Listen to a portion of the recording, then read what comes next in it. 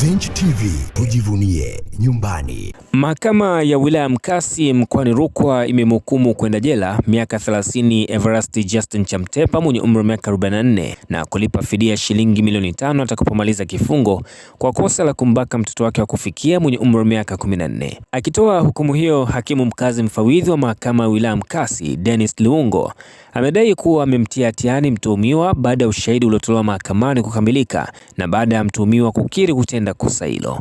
Katika shtaka lilosomwa katika mahakama hiyo ya kesi namba 1615 ni kuwa mtuhumiwa alimbaka mtoto wake wa kufikia baada ya kutokea mzozo wa kifamilia na mke wake kukimbilia kwa ifi yake, na ndipo ambapo mtuhumiwa huyo alitumia nafasi hiyo kutenda kosa hilo, na hivyo alitenda kosa hilo chini ya kifungu cha 130(1) na kifungu cha 2(e) na kifungu cha 131(1) cha sheria ya kanuni ya adhabu penalty code 16 sura ya 16 kama ilivyofanyiwa marejeo mwaka 2023. Zenj TV, tujivunie nyumbani.